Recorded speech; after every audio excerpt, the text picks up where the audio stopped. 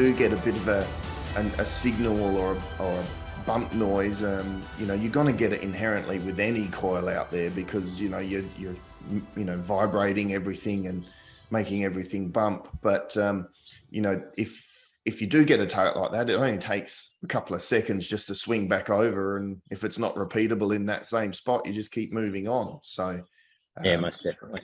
You know, you just want to sort of understand, like you're saying, trust your ability, trust in the detector and the coil that's going to do the work for you, and give it the time that it needs to settle. I found when I was running the 11-inch and the GOLDHAWK coils, when we were out giving these things a run as well, you know, that noise cancel button got smashed a few times, you know, just to try and settle the machine down. So, you know, okay, press it and then press it again and just let it go through its systems. And while the geosense is sort of working its way through everything as well and understanding the ground, and then it started to really smooth down once, you know, the interference started to settle as well. So would you find the same that you found in your area?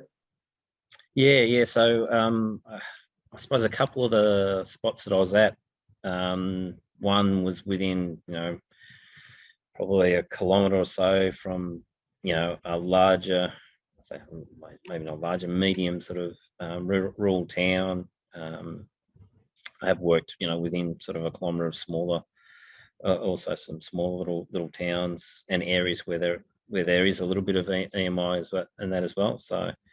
So yeah, it's all of that comes with the experience, you know, understanding more broadly the machine. So agree. And it's, again, with all this sort of stuff, you can trust the 6000. Not only that, you know, just through the work that we've been doing with the GOLDHAWK coils, we can, you know, you can really have a lot of trust in the ability of these coils. Yeah, exactly. And they're all fully MineLab approved. So they've gone through their test procedures and everything. So they are happy with the coils. So they wouldn't put their name on it if they're not happy.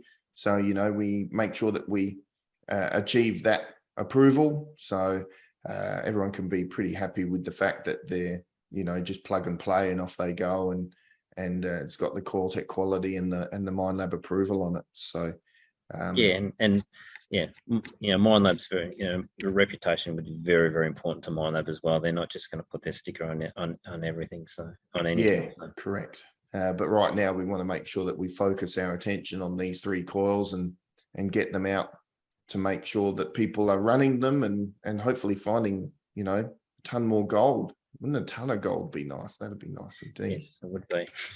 So you said that current prices. What's that? Sorry? Especially at the current prices. I know. When I first got into it, it was around $300 an ounce. So, you know, it's amazing how nice it is to see it at that price, because like we're saying, you know, you're finding bits that are 0.05 and below.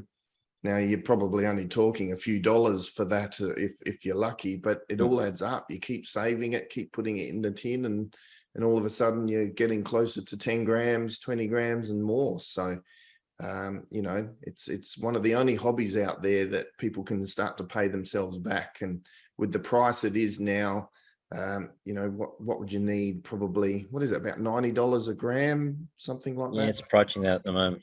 Yeah. So what, you know, 5-6 grams and you've paid for your coil, you know, so, you know, and you get a couple of ounces and you paid for your machine almost, you know, as well. So yeah, and I suppose the other thing is it's quite common for people to be going out with a 6000 and you know, getting in excess of 20 pieces in a day. So even though some of them might be less than 0.1, you're still going home with, you know, well and truly over a gram most times. So which, you know, that's well and truly covers the other major expense at the moment, which is petrol. So. Yeah, I know, everything's going crazy.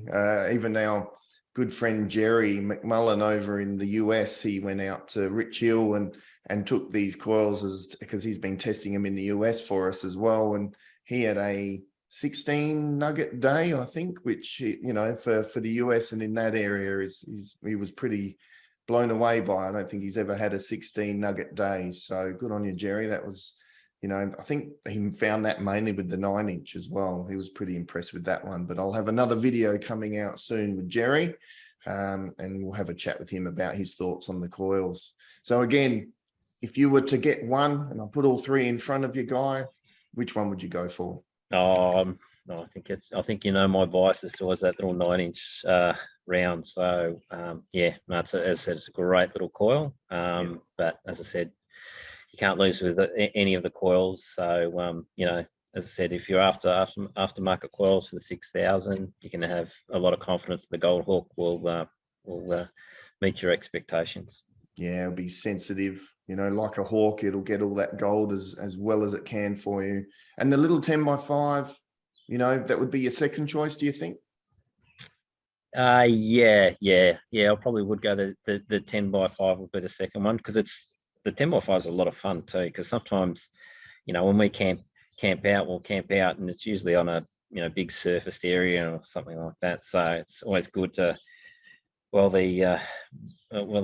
the billy's boiling or the tea's cooking, is always good to have a swing or have a bit quick competition. Who can find, you've got a minute to go and try to find a target, and it's just really, really good fun. So it is good fun. Yeah, I agree with you. It's one that I tend to gravitate to, just for that quick hunt. And you can know that you've got such a sensitive little coil that it'll snipe something out of the ground.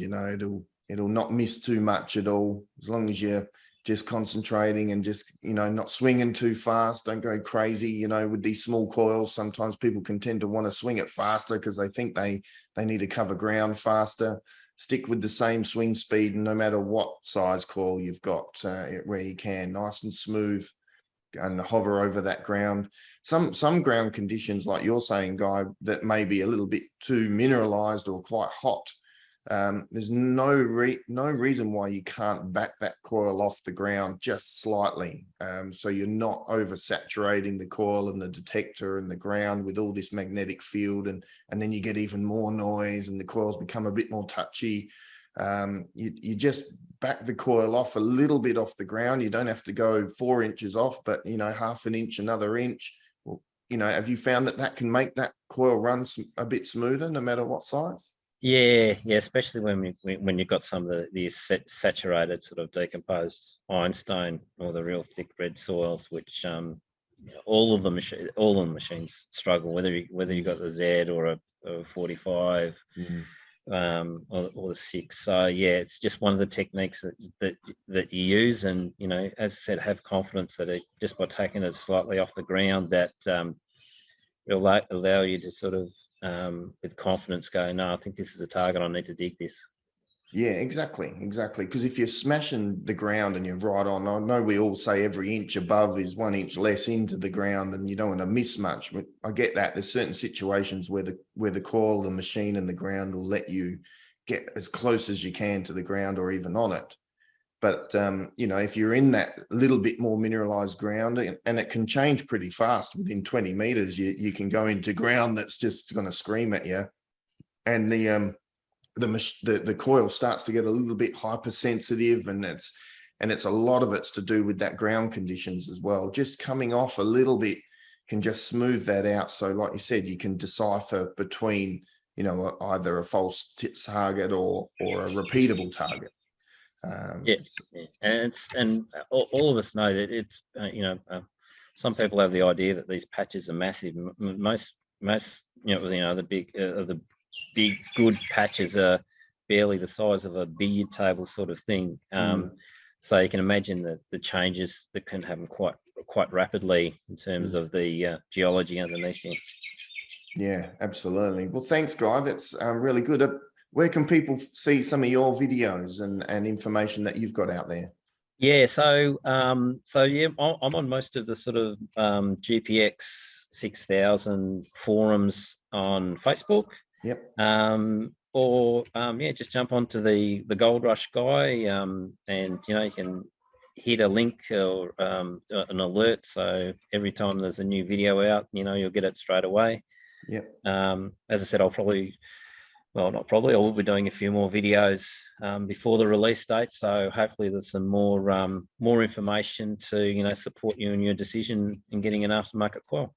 Yeah, great, excellent. Yeah, hit him up on YouTube, follow him, click subscribe.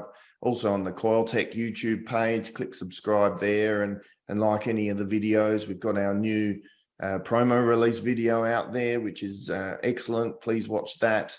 Plenty of videos to come, more tech tips, tech talks, you know, making sure that we get as much information about these coils out there for you, the customer, and the people that want to run these coils. At least then you can make an informed decision whether this is something that you do want to get. Get your pre-orders in, you know, talk to your dealer, make sure that you've got those things set up so you're ready to go for your prospecting trip. And yeah, we appreciate all the support. Thank you, Guy, once again. We appreciate your time on this. We look forward to chatting with you about the coils a little bit further in the weeks and months to come. And people follow our Coiltek page on Facebook. Hit up our website. We're always available for you. You can send us an email, give us a phone call. If you've got any questions about GOLDHAWK coils or any of the other coils we produce, please let us know. But thanks, Guy. Appreciate your time. No problem. And see everyone. Have a great day and good luck with your prospecting.